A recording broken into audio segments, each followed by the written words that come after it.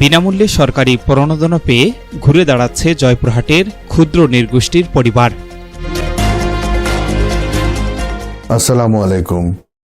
এমকে টেলিভিশনের পক্ষ থেকে সবাইকে আন্তরিক শুভেচ্ছা জানাচ্ছি। আমি ইফতেখার। শুরুতেই শুনলেন সংবাদ শিরোনাম, এখন বিস্তারিত। জয়পুরহাটের পাঁচবিবি উপজেলার ক্ষুদ্র নৃগোষ্ঠী মানুষের জীবনমান উন্নয়ন এবং সমাজে আত্মমর্যাদার সঙ্গে বসবাস নিশ্চিত করতে সরকারের বিশেষ প্রণোদনা কর্মসূচির আওতায় বিনামূল্যে গরু, ছাগল, ভেড়া ও মুরগি বিতরণ করছে প্রাণী সম্পদ অধিদপ্তর। পাশাপাশি এসব প্রাণী পালনের জন্য ঘর নির্মাণ, নিয়মিত চিকিৎসা সেবা, টিকাদান ও প্রয়োজনীয় ঔষধও সরবরাহ করা হচ্ছে। সরকারের এই উদ্যোগে উপকারভোগী পরিবারগুলোর আর্থসামাজিক অবস্থার দৃশ্যমান উন্নতি হয়েছে। অনেকেই এখন প্রাণী সম্পদ লালন পালনের মাধ্যমে অতিরিক্ত আয় করছেন এবং স্বাবলম্বী হওয়ার পথে এগিয়ে যাচ্ছেন। স্থানীয়রা এই কার্যক্রমের প্রশংসা করে ভবিষ্যতেও এটি অব্যাহত রাখার দাবি জানিয়েছেন।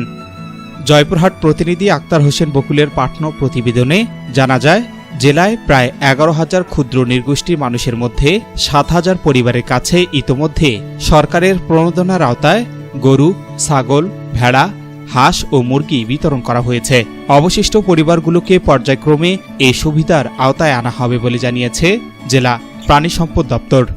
আমরা প্রাণী সম্পদ অফিস থেকে একটি গরু পাই। সেই গরু লালন পালন করে তিনবার বাচ্চা দেয় এবং ওই গরু থেকে আমাদের গোয়াল এখন ভরে যায়। সরকার যেটা দিক সংসারের দিকে উপকার হবে।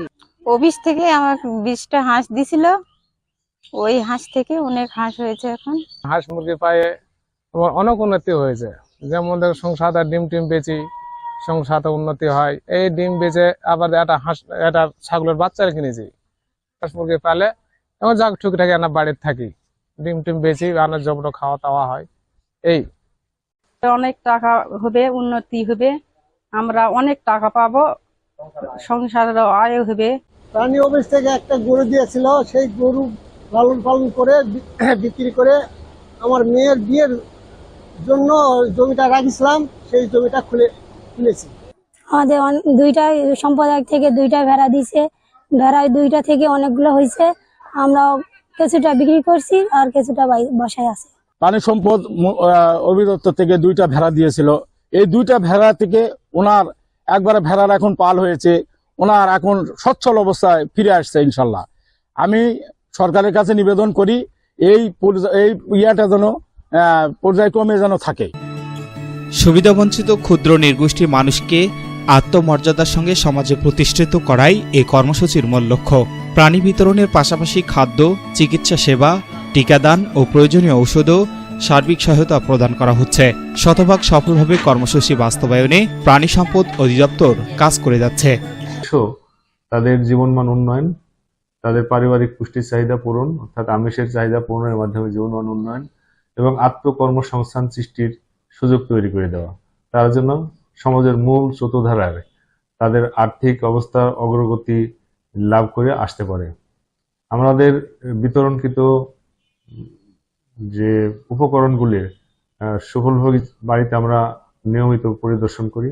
আমাদের মাঠকর্মীগণ তাদের বিভিন্ন ধরনের সেবা প্রদান করে থাকেন, চিকিৎসা সেবা প্রদান করে থাকেন, কৃমিনাশক বিতরণ করা হয়ে থাকে। এগুলি পেয়ে তারা বেশ খুশি এবং অনেক সদস্য সফলতা অর্জন করছে। জয়পুরহাটে আমাদের এ পর্যন্ত প্রায় 150 জনকে ষাঁড়, 213 জনকে বকনা, 1050 জনকে হাঁস মুরগি এবং 700 জনকে ভেড়া, পাশাপাশি 950 জনকে এই অর্থ বছরে আমরা 2টা করে ছাগল বিতরণ করছি। এবং এইটা বিতরণের কারণে যে দুস্থ ক্ষুদ্র নৃগোষ্ঠী যারা আছেন তারা লালন পালন করে আর্থিকভাবে লাভবান হচ্ছেন এবং ভবিষ্যতে যারা এখনো এই সুযোগ থেকে বঞ্চিত আছেন, আমরা সরকারের কাছ থেকে যখনই আমরা নির্দেশনা পাবো বা উপকরণগুলো পাবো তখন আমরা আবার তাদের হাতে পৌঁছায় দিব, যাতে তারা আর্থিকভাবে লাভবান হন, তারা তাদের সন্তানদেরকে শিক্ষিত করতে পারেন, তারা অসুস্থ হইলে যাদের চিকিৎসা সেবাটা নিতে পারেন, অর্থাৎ বেসিক নিডগুলো যাতে তারা পূরণ করতে পারে। এই জন্য সরকারের এই প্রণোদনা তাদের অনেক কাজে আসছে এবং আমাদের এই উপজেলার অনেকেই আর্থিকভাবে লাভবান হয়েছেন। এরকম সাকসেস স্টোরি আমাদের অনেক আছে। পাঁচবিবি উপজেলার যে টোটাল জনগোষ্ঠী রয়েছে এর মধ্যে আমাদের মেজরিটি আমাদের অনেকেই আছে ক্ষুদ্র নৃগোষ্ঠী সম্প্রদায়, প্রায় বলা যায় 1/3 জনগোষ্ঠী আমাদের ক্ষুদ্র নৃগোষ্ঠী সম্প্রদায়ের আছে। তো তাদেরকে ইতিমধ্যে সরকারিভাবে মাননীয় প্রধানমন্ত্রীর কার্যালয় থেকে বিভিন্ন ধরনের উদ্যোগ গ্রহণ করা হয় বিভিন্ন সময়ে সময়ে। পাশাপাশি আমাদের যে বিভিন্ন ধরনের দপ্তর আছে, বিশেষ করে প্রাণী সম্পদ অধিদপ্তর থেকে আমাদের তাদের বিভিন্ন ধরনের প্রণোদনা এবং সহায়তা দেওয়া হয়ে আসছে।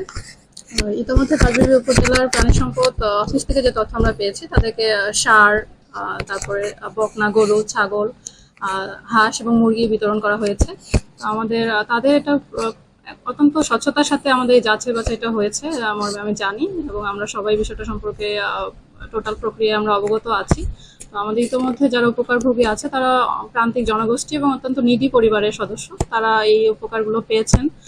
পর্যায়ক্রমে সরকারের যে সক্ষমতা আছে বা দপ্তরের সহযোগিতা অনুযায়ী আমরা চাহিদাও চেয়েছি বিভিন্ন সময়। আমরা আশা করি যে ভবিষ্যতে যারা এই পর্যায়ে পায়নি তাদেরকেও যেন এই প্রণোদনা বা সহায়তাগুলো দেওয়া সম্ভব হয়, আমরা সেই লক্ষ্যে কাজ করছি।